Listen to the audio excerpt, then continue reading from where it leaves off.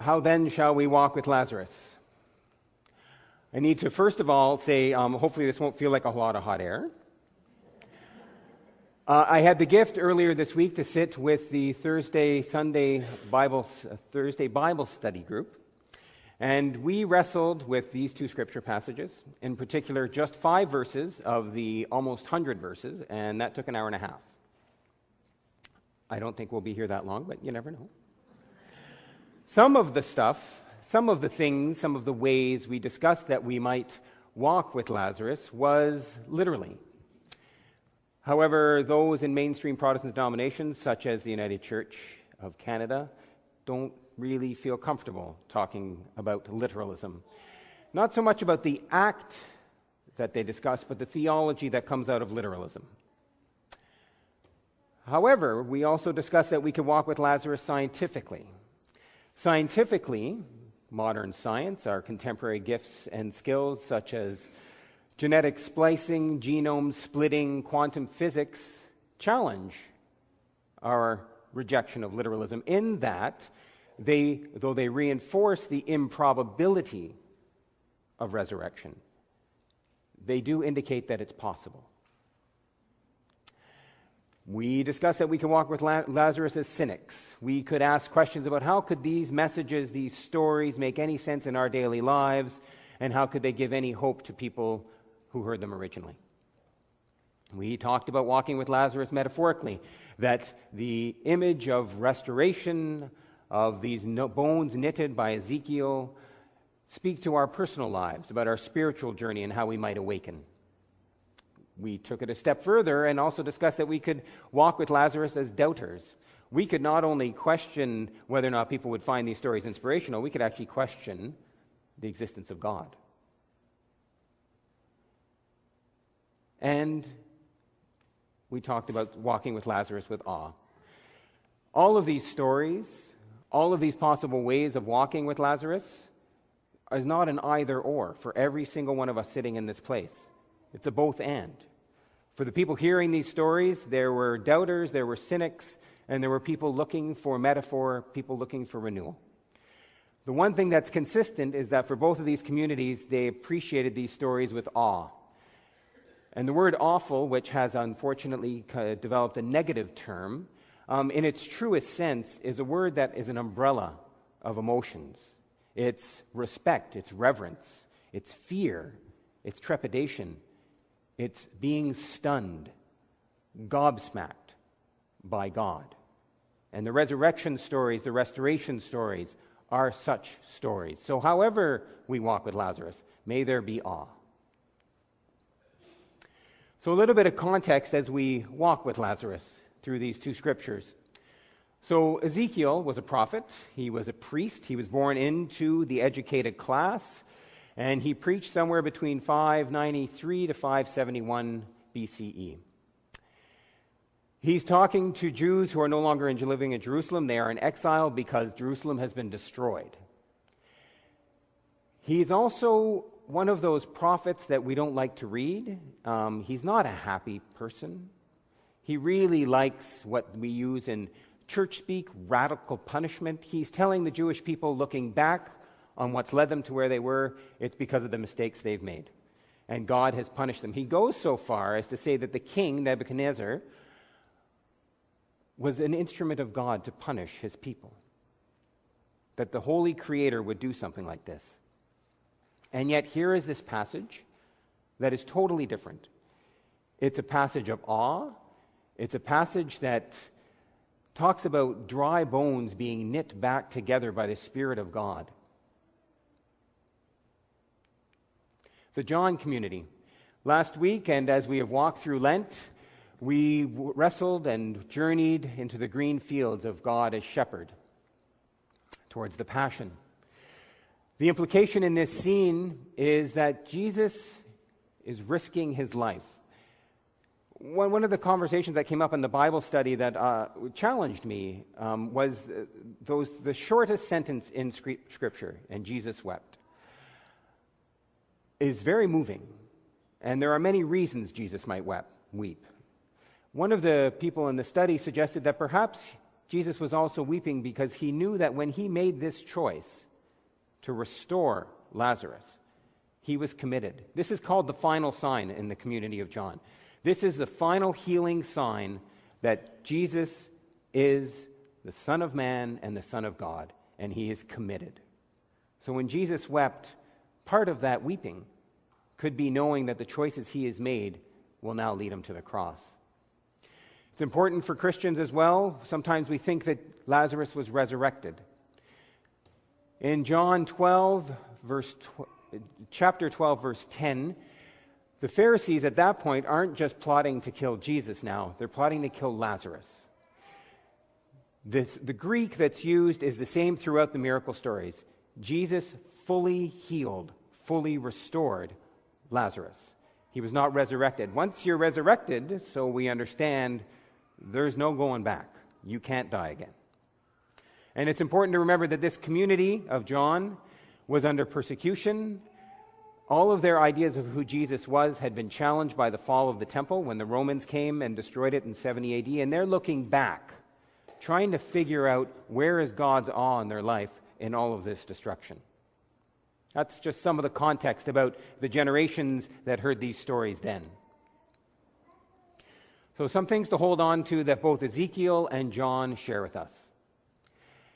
Both writers, up until this point in their particular book, so in the book of Ezekiel up to this point, in the book of John up to this point, when this story arrives, they've been speaking to the reader with challenge and asking the readers to acknowledge the truths about the choices that they've made and perhaps not the right choices. Both explore the idea of resurrection and restoration by acknowledging that there is suffering, that there is death, that there is grief.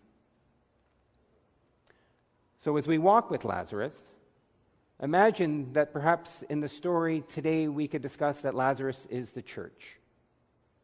And if that's the case, what might we hear if we listen? I came into the United Church in 1997. I'm not born to this denominational experience.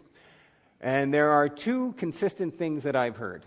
One, which is why I'm here, is the social justice aspect of the United Church, of taking stands that aren't popular, whether that's South African apartheid, whether that's questioning our investment in military, whether that's challenging the idea of who is welcome in this place. Does gender matter? Does orientation or lifestyle matter? Aboriginal rights and wrestling with the residential school reality. Social justice is core to this denomination.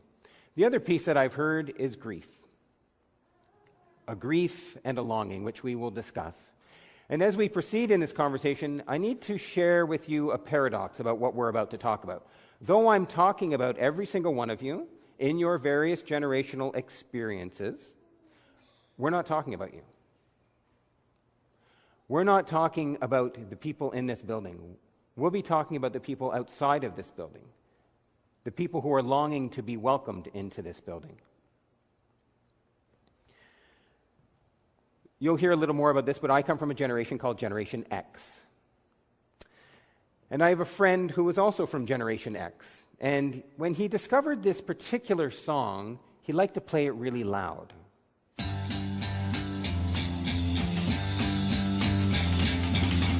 try to put us down. My generation. He played it really loud. And his mother, that combination between saint and Ezekiel-like prophet, had finally had enough.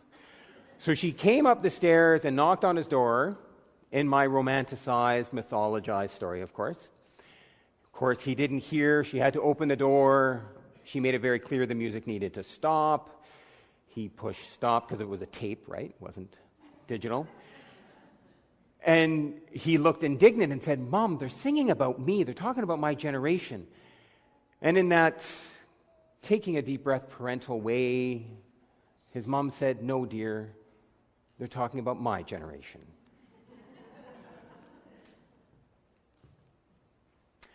I'm going to share some generational theory with you. These are glosses. These are not pigeonholes or straitjackets to say this is who you are because this is when you were born. There are ways to understand the context in which you might come from for those in a different generation so that they might understand where you come from. So, pre-World War II generation, sometimes called the Builder generation. In respect to their experience of church, they attended as children, they attended as adults. This was your social glue. This was the place you came to, not just to worship, but for all of your social needs. It was your community. Baby boomers. Baby boomers attended as kids, likely stayed into their young adult years, and then they left.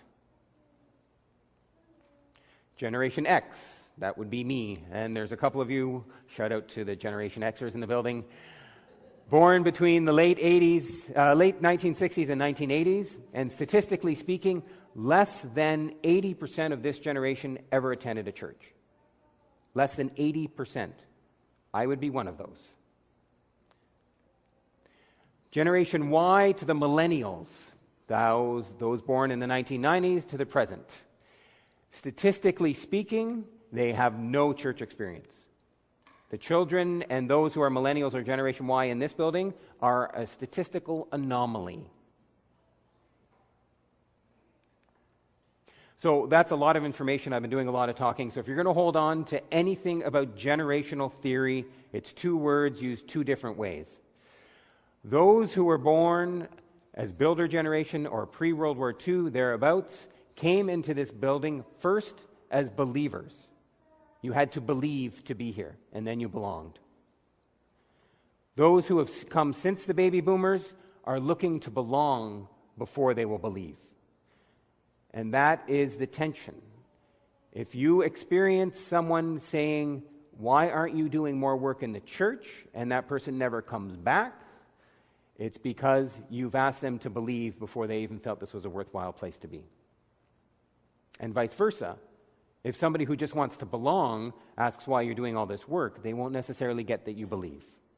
So there's a generational tension. And in those tensions, we need to name the griefs.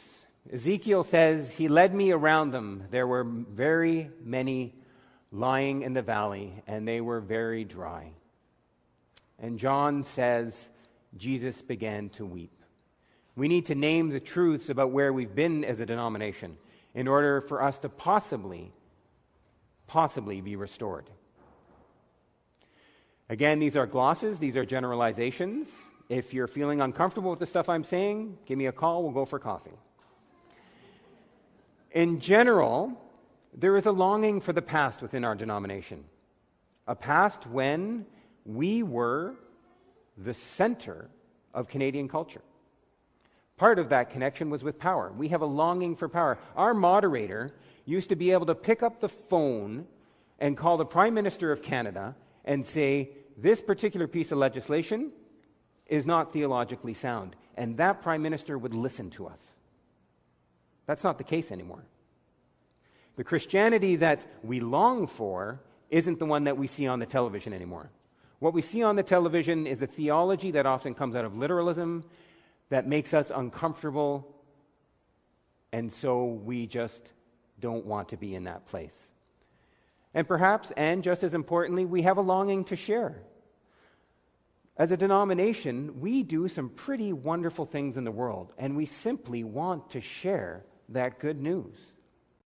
So as we continue to confront our age in the context of our secular culture, John says, Jesus said to her, "Did I not tell you that if you believed, you would see the glory of God?" Here's some statistics. Some people like statistics. If you like statistics, listen. If you don't, just keep wrestling with believe, belong, believe. 84% of Canadians say they believe in God. 81% of those Canadians say that my faith gives meaning to my life. 75% say that God is an ever-present force in my life. 67% that my religious faith is very important to my day-to-day life. 45% of Canadians pray on a daily basis, and only 19% attend worship on a regular basis. Again, we're not talking about you.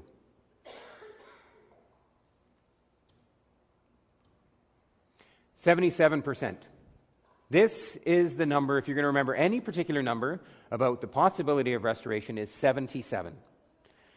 Those from Generation to X to millennials, those born in the late 1960s to the present, 77% of those, according to an Ipsos Reid poll, are longing for a place to explore their faith. They're longing for it. They just don't see that we're that place. And here's why. Here are some of the church assumptions that these Generation X to millennials have about church. And I would say that some of those baby boomers who aren't here as well. They believe that churches are places where you're going to be preached at. They believe you need to leave your intellect at the door. Don't bother coming in if you're a thinker. They really do believe hate is a Bible value. They see Christians on television talking about love, and what they're actually hearing is Christians talking about hate. As a result, if anything, religion, in particular Christianity, is something to be made fun of. And in particular to church perceptions, we're judgmental. They see us as arrogant, and that we're unwilling to listen. That is the secular context of those 77% of the people who are not in this building. But there's a paradox. This generation, this 77%, are actually interested in attending a place with particular attributes. They're, however, less likely to believe that Christian churches possess those attributes. Those attributes are: encourages questioning, respects personal freedom and choice, builds relationships with other faith traditions, is open to challenge, and celebrates the diversity of lifestyles, doesn't pigeonhole people. It accepts everyone who is in a place where they are offering love and compassion to another human being. The interesting thing about the paradox is that these same points, which come out of studies that the church has done, are also the same main points that the church identifies it possesses. We as a denomination believe we do these things. But are we sharing that with those people outside this building? So let's talk about the United Church in Meadowwood's context in particular, because there is a denominational context, there is grief, and grief is never bad, it's never wrong. But what you do with it is important. What is our United Church in Meadowwood context? Well, the fact is that even though we have a denomination that is experiencing closure, rural churches are closing, some urban contexts are also amalgamating or shutting down completely, we here in this context have a growing and vibrant Sunday school. I don't know if you noticed that probably a quarter of the congregation is now gone. We have an active small group ministry where we try to pair people with their passions in order to build a sense of community.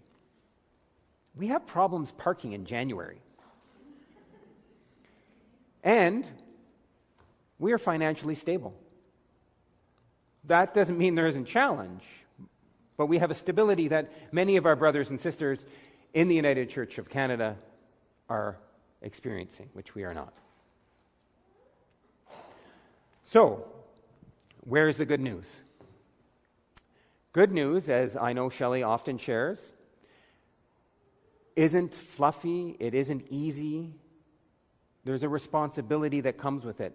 But it's good news because if we are here because we are filled with awe and believe that awe is something worth sharing, then that joy translates into our lifestyle and what we share outside of here. It offers us the opportunity to wake up.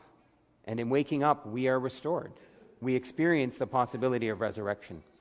And if we need to look to any example about a context that is similar to ours, as we are in this denominational grieving space, I would suggest we look at the early church. A church that, for all intents and purposes, should not have existed, should not have inspired people. We have brothers and sisters who were being persecuted, they were being killed killed, literally. We're not talking in some metaphorical way. They were being fed to lions. We all know the stories.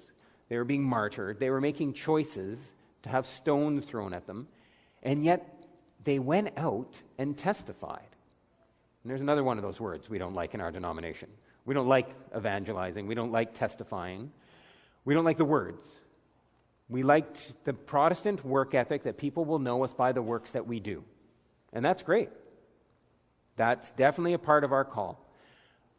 There is also a challenge, though, that like the early church, we now find ourselves in a place that people who are longing need to see more than just works. They need to hear from you, from me, that there is a place in the world filled with abundant joy, even though every message outside of this building is about consumerization. It's about the coming of oil that's so expensive we won't be able to afford our lifestyle. And whether or not that's a good or a bad thing, people are longing to hear that message. And are we prepared to actually share the message? If you're sitting there and hearing the words testify and evangelize, and your first thought is, I'm too old, or I've done that, been there, let the next generation do it, call me for coffee after reading through these particular pieces of Scripture. Abraham and Sarai, who become Abraham and Sarah, start having kids at 100.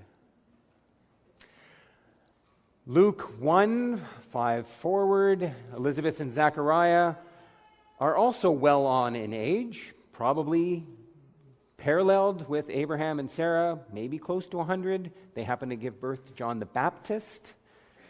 I'm too old, I'll let you do some work with that. Maybe you're sitting in there thinking, I'm too young. Again, wherever you are on that age spectrum that thinks you're too young. Again, go read Scripture, give me a call. Maybe we'll go to Dickie D's for a shake or something. Maybe BDI. 1 Samuel, David, before he even becomes king, comes to prominence. He's a general by 20. Maybe read that gospel called Luke, where Jesus, 12 years old, is already in the temple learning and teaching. Give me a call.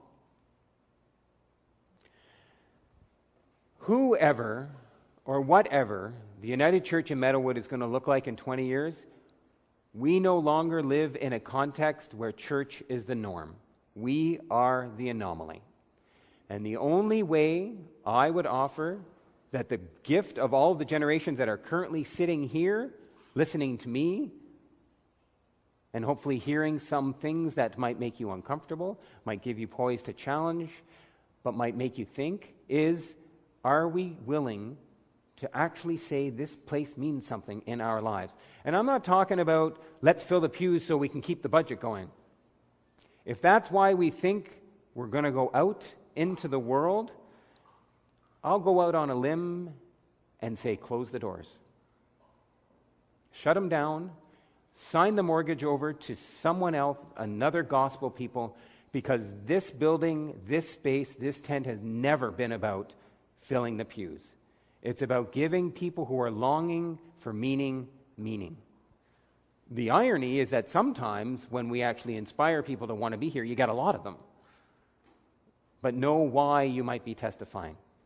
And finally, there will always be a gospel people.